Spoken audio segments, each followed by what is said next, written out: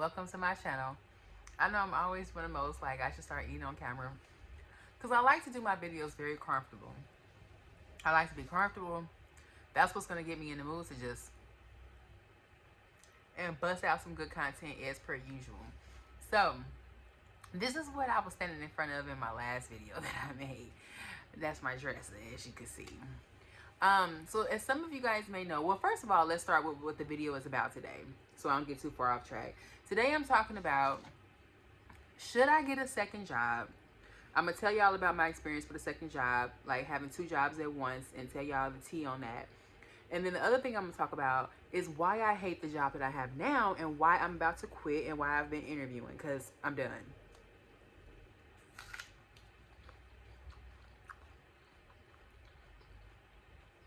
But what I also wanted to say is, guys, I do live in transitional. I do live in transitional housing.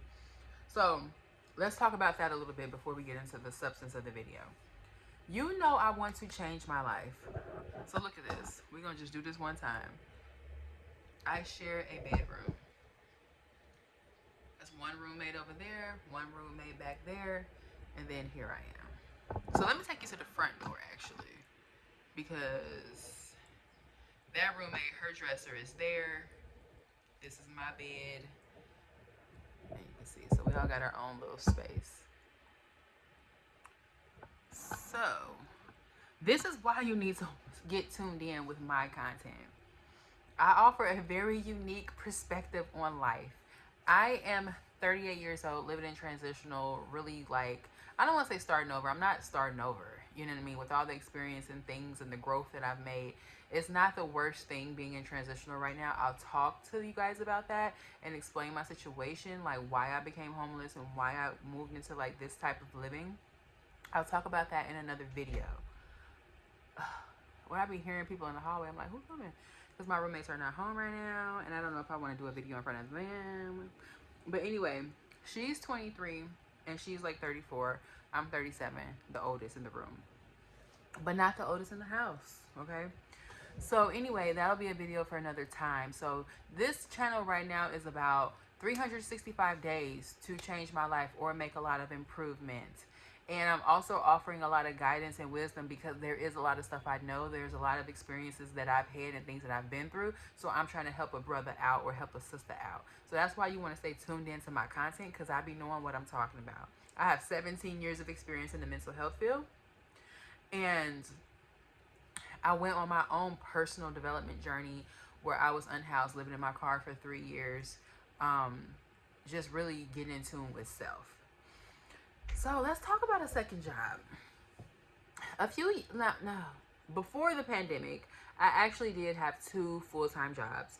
Guys, I was making money though. Okay, one job I was a supervisor, so my check was like, let's say about 1,600 every 2 weeks. 16, 17, 18, somewhere it would fluctuate. So somewhere all up in there, okay? More like, I would say more like 16 on average, $1,600 every 2 weeks. And then my nighttime job, I was making $800 every 2 weeks.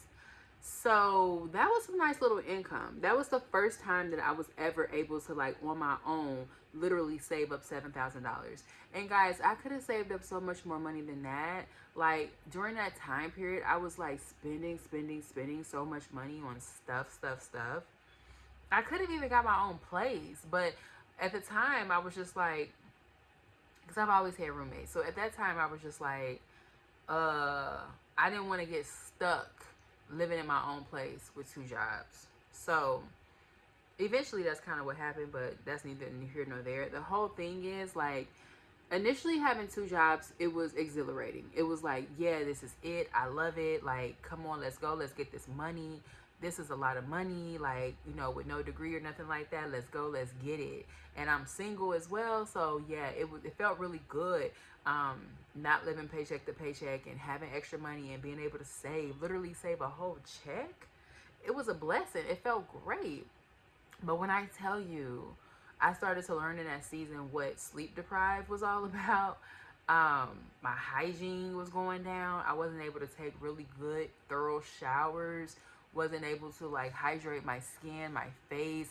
I would notice that like, okay, so let's say even though I was working 2 jobs, my hours were staggered. So at the beginning of the week, I'm working one, and then somewhere towards the middle and towards the end, that's when they would overlap. So like at the beginning of the week, my skin would look good, and then all of a sudden, towards the middle and end of the week, I'm not sleeping because literally I'm getting off one job at night and going to the next job in the morning. So I'm not sleeping. So now my skin is like ashy and gray. Man, honestly, at this point in my life, I would not go back to having 2 jobs. This is what I recommend. This is what I recommend. Please hear me out. If you want to get 2 jobs, it is a very temporary thing. It's not something that you should do for 3, 4, 5, 6 years. Now, I have known people to do it for that length of time. And usually, if I'm not going to lie to you, if somebody is having 2 full-time jobs for 3, 4, 5, 6 years, a lot of times that person is stuck. And I feel so bad for them. I have met one of my employees one time when I was a supervisor. He had a family, and he had to care for his family, and he had a wife, all that. He had kids, and he was working 2 full-time jobs, and he was tired. And he admitted, like, when he got his eval and his eval wasn't good, he was like, I already know, like, I'm tired, like, I'm slacking. Like, he wasn't trying to be like, no, they messing with me. That's why I respected him so much. He wasn't all like, oh, they messing with me, whatever, whatever. He was like, like, I gotta figure something out. He was stuck, okay? So that's my whole point. You don't want to get into a situation where you're stuck with these 2 jobs, because that's not life. That's not life at all. And that's the only people that I've known that keep the jobs for that long. It's because they're stuck. What you want to do, and if I had it to do over, I would do it this way. Create a game plan. Why do I want this second job? What am I going to be doing with this money? Create a real game plan. When I got the job, I had not worked on my childhood trauma. So I was still living in La La Land. I did not come up with a real game plan. I was like, oh yeah, I could use this money for a down payment for a house. I had not really like looked into what it takes to buy a house, or I didn't look into none of it. I started spending that money on a whole bunch of other stuff. I was just, had wishful thinking, but did not have the tools to execute. And then I never circled back around. And by the time, let's say 2 years had passed, because it's all a blur now how long I was doing that for, but it was probably like 2 to 3 years. Probably like 2 years. By the time that time passed, I was so burnt out and tired. It was no way that I could like rekindle my plan. My plan was shot. It was shot. And I was that staff like making all kind of mistakes at work. Didn't care. Didn't want to be there. Just doing whatever at the second job, not the first job. So the first job was a supervisor position of temporary housing. The second job was a nighttime overnight shift job, working in a residential treatment setting. I was tired. So again, if you want to get a second job, it's cool. The money gonna be great, but have a plan, because you gonna crash out at some point. Especially 2 full-time jobs, you're gonna crash out at some point. Have a entry and a exit plan so you can get your money, stack it, and get out. Because that way of living, of like not sleeping, not taking proper showers, not taking care of your body, your hair, your mental health, not being able to enjoy the money by like actually like hanging out and spending it, just pretty much giving it away or stacking it. That's only going to be cool for a short amount of time. So now we're done with that part. Now let's talk about my job and what's not working for me. Guys, I am so absolutely tired of working for other people. I am done working for other people. And I keep saying that.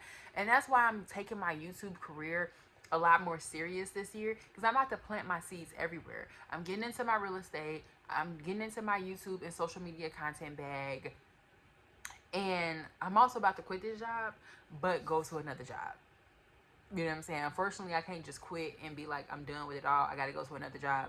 But the job that I have now, I'm a case manager / outreach worker, where I actually go out onto the street and look for homeless people and see how I can help.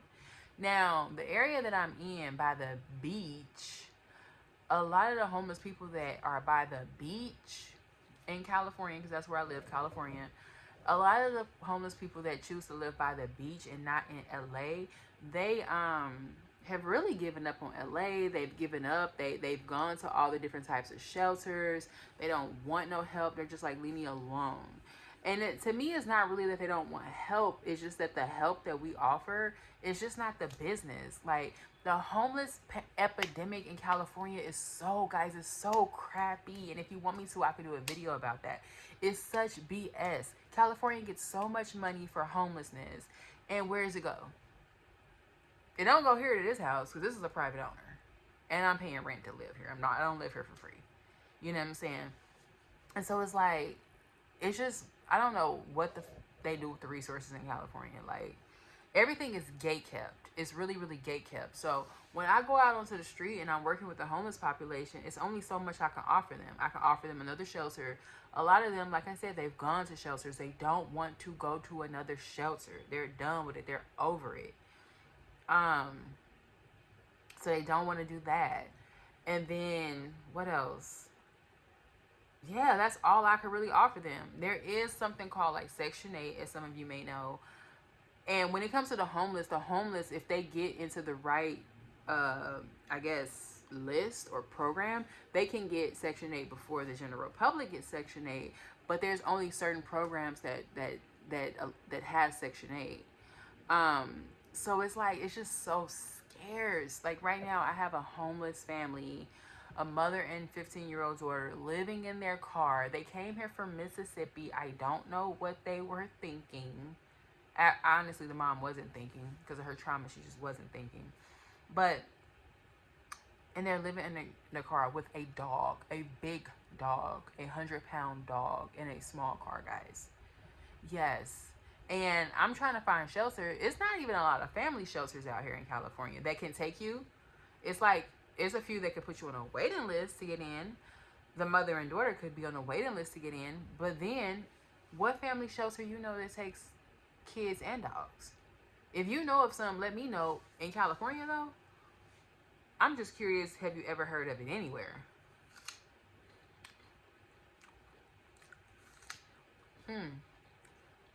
I'm sorry. So, that's a very stressful situation because I love what I do as far as going onto the street, working with people directly, finding people who need help. But then the resources is so limited that my company has access to.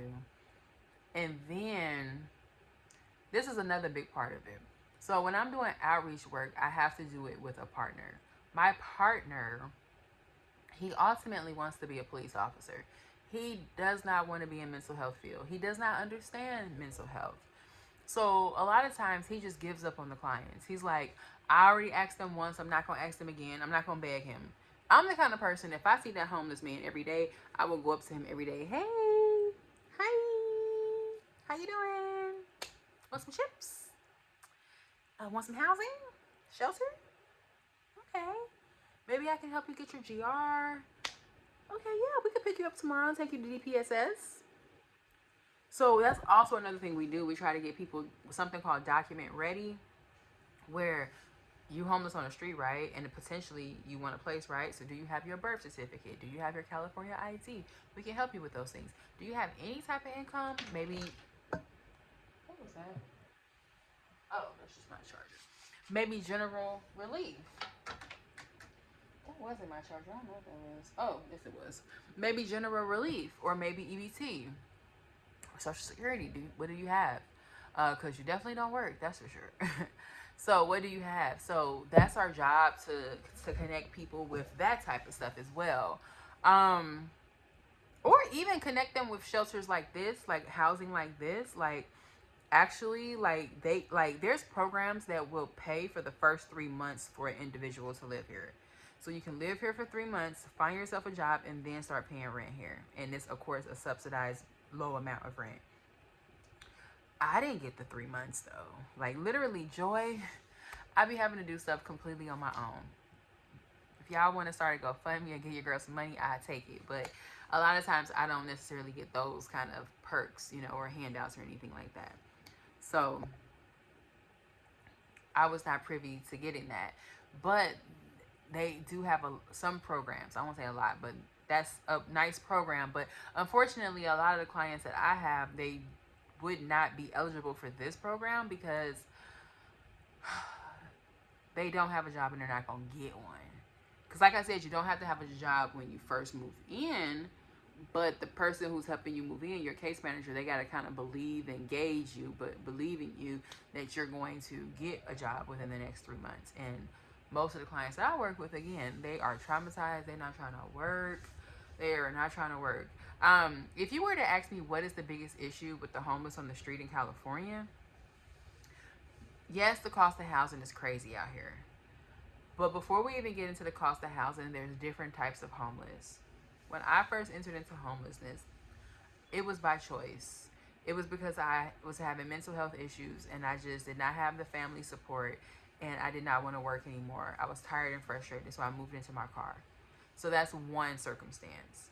There's other people with, as well, you could say more severe mental health issues that, may not be able to maintain housing because of their mental health. But there's a difference between people who are homeless and want to get their lives together, like I potentially did after 3 years, but eventually I was like, I'm done just living in my car. There's a difference between people like me versus somebody that might be on the street that's really suffering with their mental health and drug addiction, and they have given up on themselves. I tend to work with the population that has given up on themselves. They are completely just over it. They've tried it a million times. What they don't understand is that because of their childhood trauma, they're just repeating a cycle. So maybe they have in the past gotten on their feet, gotten certain benefits, was in like a shelter or something, and they lost it. Why? Because they just went back into that same cycle, and they don't sometimes realize that, and that they're partly to blame. But then also, it just kind of sucks because like if you come from like trauma and things like that, it's not your fault. But how our world is set up, it doesn't matter. It doesn't matter if it's your fault or not. You have to fix it. You have to be aware of it and you have to fix it. And a lot of the clients that I meet, they can't even engage in that type of conversation. Like, it's like, give me my own room by myself or nothing. And I try to tell them, like, bro, you have to like work your way up to that. You can't just like come in straight getting your own place. Now, again, there's a few selective places like we do. I don't know where you guys are watching me from, but if you heard of like the tiny homes where they make these little tiny, like literally like miniature homes for the homeless, they'll usually have them on like an empty lot with, and they'll be like in a like what I don't want to say gated, but like a fenced in area with security. And they're little, they're very tiny. Like when you walk inside, there's only a bed and like a shelf and like a desk. Literally, that's the only space inside these little tiny homes. And like the restroom would be like you walk out the tiny home and like maybe a few rows down, because there's only usually like maybe no more than 20 tiny homes on a lot, but a few rows down they'll have like a restroom that's like a little tiny home, but it's a restroom and a shower. So sometimes you could, if you're homeless and you're in the right program, found by the right person, you can be lucky enough to get into one of those. But what did I just say? It's like a lot with 20 little houses. We have thousands and thousands of homeless people on the street in California. So again, I like the job, but my job doesn't have a lot of resources. So I find it that, I'm not gonna lie, my partner's right as far as like, we're not that helpful. I still like to do my job and I still like to be out there hitting the pavement and seeing how I can help people with the resources that I do have, but we're not that helpful. Also, I am grown. I'm ready to have some freedom and flexibility. I'm tired of working for people. Whenever I get my husband and I get my children, I'm trying to be a stay-at-home mom. I'm not trying to clock in for nobody. So honestly, I'm ready to be done